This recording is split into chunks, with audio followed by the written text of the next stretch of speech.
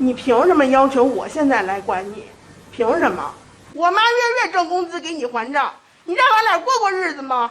挣了钱了上人家那边花去，卖楼的钱给人家娶媳妇儿，现在你怎么不让人家养活你呢？老人20年前抛妻弃女，和别的女人私奔，事后更是将家中所有财产一毛不差的都给了对方。结果如今20年过去，现任妻子和继子都靠着这笔财产过得风生水起，他却被抛弃在外，老无所依。情急之下，这才终于想起了多年前被他抛弃的妻女，于是将妻女告上法庭，要求给自己养老送终。那么最终老人能够如愿得逞吗？徐女士看着眼前既熟悉又陌生的人，脸上除了愤怒无任何表情。对于这个抛弃她20年的父亲，如今把自己起诉法庭要求赡养，她是100个不情愿，认为既然父亲已经发展了第2个家庭，那么父亲的生老病死都应当由对方负责，而不是让他来负责。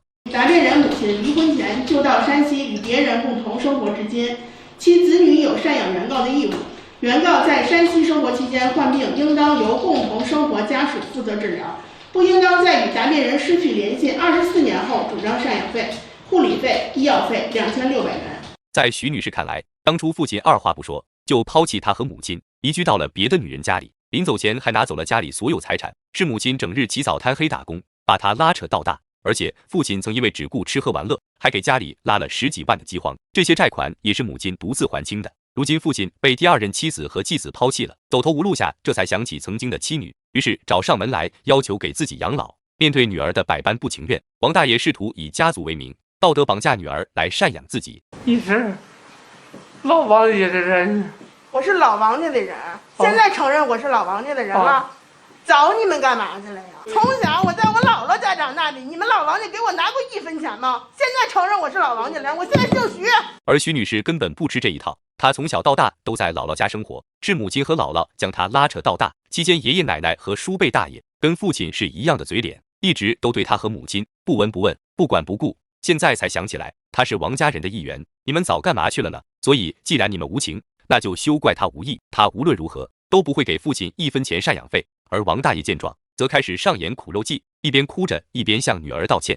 而法官见到这一幕，也只好劝徐女士接受父亲。就说这些年你父亲对你不闻不问、漠不关心，这个肯定是你对他肯定有怨恨，是吧？肯定是他的错，他肯定是应该受到谴责。但是你说，那你不能让他露宿街头吧？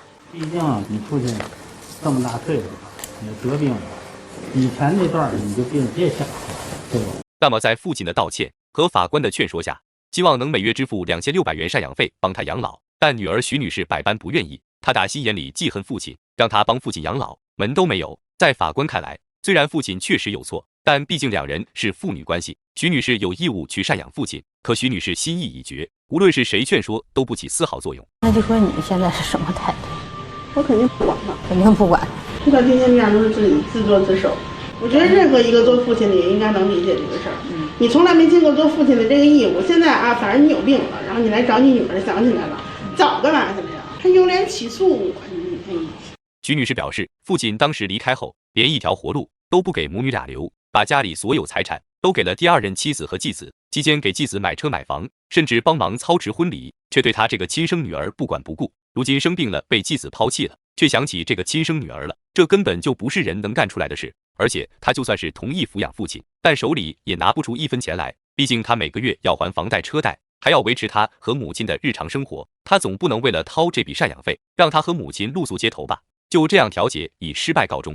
事后王大爷决定，打算让法院强制执行，逼迫女儿给自己养老。那么对于王大爷的做法，你们有什么想说的吗？我们下期再见。